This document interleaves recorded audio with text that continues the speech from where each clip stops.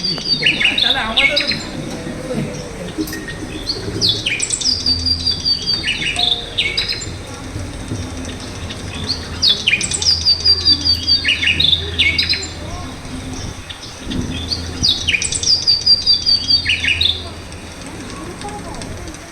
সময় এক রাজার রাজ্যে একটি ছোট্ট টুনটুনির বাস ছিল। রাজার সিন্দুকের টাকা রোদে শুকোতে দিয়েছে। সন্ধ্যার সময় তারা একটি টাকা ঘরে তুলতে ভুলে গেল। টুনটুনি সেই চকচকে টাকাটি দেখতে পেয়ে তার বাসায় এনে রেখে দিল আর ভাবলে, ইস, আমি কত বড়লোক হয়ে গেছি। রাজার ঘরে যে ধন আছে, আমার ঘরে সে ধন আছে।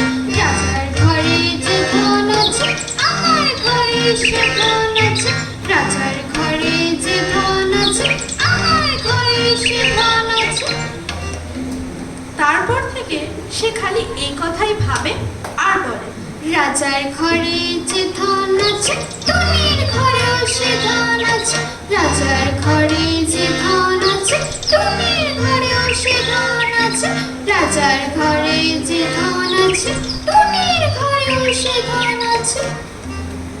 রাজা তার সভায় বসে সে কথা শুনতে পেয়ে জিজ্ঞেস করলেন, হ্যাঁ রে, পাখিটা কি বলছে রে? সকলে হাত জোর করে বললেন, মহারাজ, পাখি বলছে আপনার ঘরে যে ধন আছে, ওর ঘরেও নাকি সে ধন আছে। শুনে রাজা খিলখিল করে হেসে বললে, হা হা হা হা হা, দেখ তো ওর বাসায় কি আছে।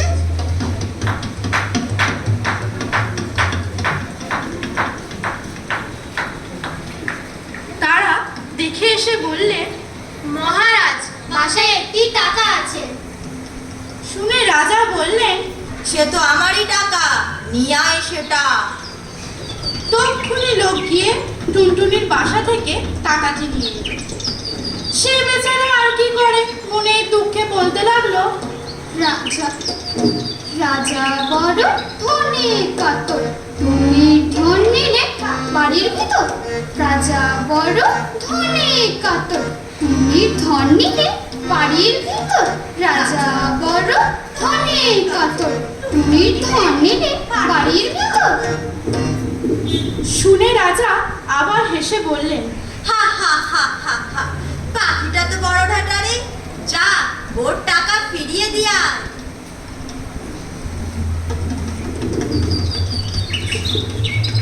টাকা ফিরে পেয়ে টুনির বড় আনন্দ হয়েছে।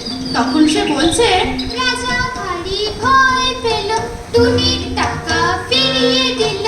রাজা ভারী ভয় পেল, টুনির টাকা ফিরিয়ে দিল।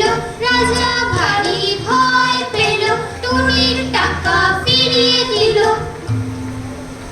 রাজা জিজ্ঞেস করলেন, আবার কি বলছে রে? সভার লোকেরা বললেন, বলছে যে মহারাজ নাকি বড্ড ভয় পেয়েছেন, তাই ওর টাকা ফিরিয়ে দিয়েছে। শুনে তো রাজামশাই একেবারে রেগে অস্থির। বললেন, কি এত বড় কথা? আন্ত ধরে বেটাকে ভেজে খায়। যেই বলা অমনি লোক গিয়ে টুনটুনি বেচারাকে ধরে আনে।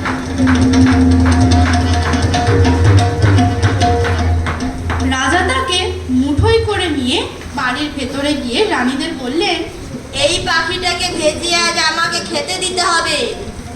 বলে তো রাজামশাই চলে এসেছেন আর সাত রানীরা মিলে সেই পাখিটাকে দেখছে। একজন বললেন, কি সুন্দর পাখি, আমার হাতে দাও তো একবার দেখি। বলে তিনি তাকে হাতে নিলেন।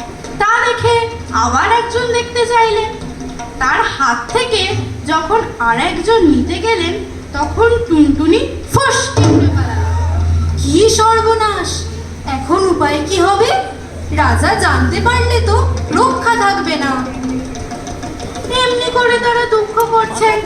এমন সময় একটা ব্যাঙ সেখান দিয়ে থপ থপ করে যাচ্ছে। সাত রানী তাকে দেখতে পেয়ে খপ করে ধরে ফেলে আর বলেন, চুপ চুপ, কেউ যেন জানতে না পারে এইটাকেই ভেজে দিই। আর রাজামশাই খেয়ে ভাববেন টুনটুনিকেই খেয়েছেন। সেই ব্যাঙটার ছাল ছাড়িয়ে তাকে ভেজে রাজামশাইকে দিলেন। তিনি খেয়ে ভারী খুশি হলেন। তারপর সবাই তিনি সভায় গিয়ে বসেছেন আর ভাবছেন, এবারে পাখির বাচ্চাকে জব্দ করেছি। অমনি টুনটুনি বলছে, বড় মজা রাজা খেলেন ব্যাং ভাজা, বড় মজা রাজা খেলেন ব্যাং ভাজা, বড় মজা রাজা খেলেন ব্যাং ভাজা, বড় মজা রাজা খেলেন ব্যাং ভাজা। শুনেই তো রাজামশাই লাফিয়ে উঠেছে। তখন তিনি থুতু ফেলেন, ওয়াক তোলেন, মুখ ধন, আরো কত কি করেন। তারপর রেগে বলেন, 7 রানীর নাক কেটে ফেলো। অমনি জল্লাদ গিয়ে 7 রানীর নাক কেটে ফেলে। তা দেখে টুনটুনি বললে, এক টুনিতে টুনটুনালো, 7 রানীর নাক কাটালো। এক টুনিতে টুনটুনালো, 7 রানীর নাক কাটালো। এক টুনিতে টুনটুনালো, 7 রানীর নাক কাটালো। রাজা বললেন, আন জল। জল এলো। রাজা মুখ ভরে জল নিয়ে টুনটুনিকে মুখে পুরেই চোখ বুজে ঢক করে দিয়ে ফেললেন। সবাই বললেন, এবার পাখি জব্দ। বলতে বলতেই রাজা মশাই হক করে মস্ত একটা ঢেকুর তুলেছে। সভার লোক